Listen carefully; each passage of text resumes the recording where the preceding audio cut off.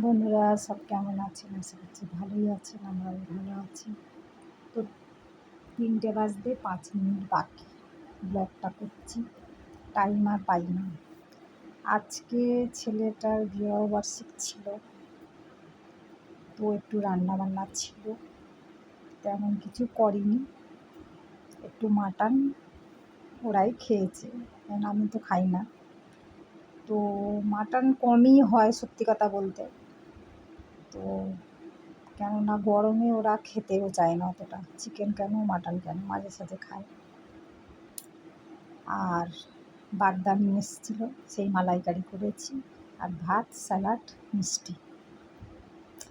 তো যাই হোক, দাদা নেই এখানে, খারাপও লাগছে, কী করবো, বাধ্যগত তো, মানে পেট তো আর শুনবে না, দুটো তো খেতেই হবে। এই সব কিছু কাজ কমপ্লিট করে এই ৩টে বাজতে ৫ মিনিট বাকি। প্রথমে এটা বলি, যারা আমার গুরুজন অনেক প্রণাম নেবেন, যারা আমার ছোটো অনেক ভালোবাসা নিয়ে, যারা আমার ভিডিও দেখেন বা না দেখেন তাদের জন্য ভালোবাসা রইল, ওদের আশীর্বাদ দিও, ঠিক আছে। ওদের একটা বেবিও হয়েছে, 5 মাসে পড়েছে।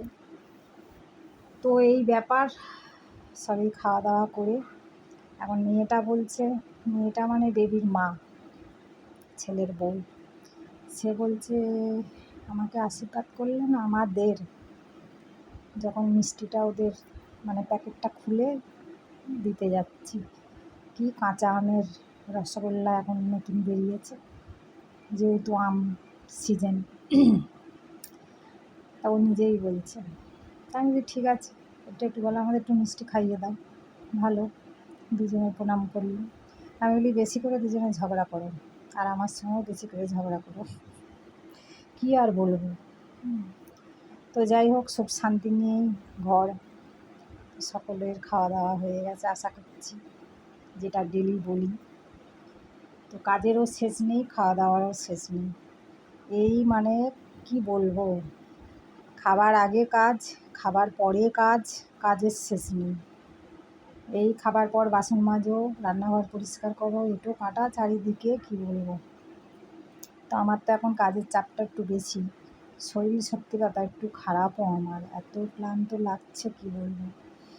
3টে বাজতে যায়, আবার 1-1.5 ঘন্টা পর আমি দোকানে যাব। দোকান তো 2 ঘন্টা 3 ঘন্টা খুলতেই হবে, তাহলে কতটা কাজের চাপ বলুন তো, কি বলবো আর। যে আমার ওই দোকান থেকে সংসার চলছে তা নয়, এবার কিনে ফেলেছি, সাজানো আছে, কি করবো আর, মানে টাইম নেই। নিজের যে রেস্টের টাইমটা আমি পেশার জন্য দিয়ে আমাকে গিয়ে দোকান খুলতে হচ্ছে। বলিও নি যে আমাকে দোকান খোলো, গিয়ে করো, এখন করে ফেলেছি, করার কিছু নেই, সেটা তো খুলতেই হবে, বিক্রি হোক চাই না হোক, যে কেউ হলেও এরকমই করতো। তো এটাই হলো ব্যাপার, বিক্রি হয়ে গেলে মানে শান্তি পাই আমি। ছেলেটারে বলছি ওটা একটা ফোনের দোকান করে দিচ্ছি, তুই বস, সেও বসবে না, সে অন্য জায়গায় ফোন টোন সারানো এইসব কাজ করে। কিন্তু আমার যেন ঝালাপালা, এইসব কাজকর্ম করে রেস্টের টাইমে 4:30-র সময় আবার শঙ্খ না বাজিয়ে ধূপ ধুনো দিয়ে আমাকে চলে যেতে হচ্ছে, কী বলবো আর। যেহেতু ওর বেবি আছে, কোনো কাজই করতে দিই না, করা মানে এখন 1 ঘন্টা টাইম লাগে, তো নিজে এই রকম করে চলছে আর কি। লক্ষ্মীনারায়ণ দুবেলা খেতেও দিতে হবে, করার কিছু নেই। তো এই ব্যাপার, এই নিয়ে চলছে। আমার সত্যি শরীরটা ভালো নেই, কী বলবো আর। কলকাতায় গিয়ে একটু ডাক্তার দেখাতে হবে, করার কিচ্ছু নেই। ও বাবা, কিন্তু কথা শেষ নেই, কথা যে একবার শুরু করলে আর শেষ নেই, এটার বেলা কিছু হয় না। সত্যি কথা, কথা না বললে তো মানুষের আর জীবনে আছে, তাই না? তো যাই হোক, অনেক পাকা কথা বলে ফেললাম, কিছু মনে করবেন না। খাওয়া দাওয়া করুন, রেস্ট করুন, বেড়াতে যান, ওয়েদারও ভালো, বৃষ্টিও হচ্ছে না, ন্যাকামোড় হাওয়া, আর মানে কি বলবো আর, এমন মাঝে মাঝে হাওয়া দিচ্ছে, সব ধুলো বালি সব ঘরে ঢুকে যাচ্ছে। ডবল খাটনি। রাখছি, টাটা বাই বাই। অনেক পাকা পাকা কথা বললাম, একটু রেস্ট করি, আবার যেতে হবে।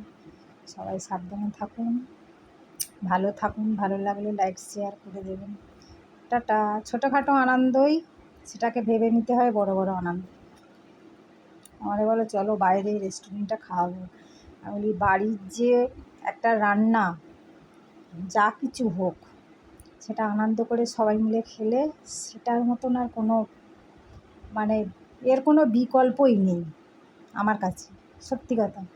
আনন্দ এত, তো জানি না, হ্যাঁ ইচ্ছে করে যে বাইরে খাই, কিন্তু তাই বলে একটা সবাই মিলে গেলাম 5-6 জন 7 জন কোনো সে অনুষ্ঠানে, তো ঠিক আছে বিবাহবার্ষিকী বাড়িতেই পালন করা ভালো, আনন্দ সবাই করুক, কি হাতের রান্না।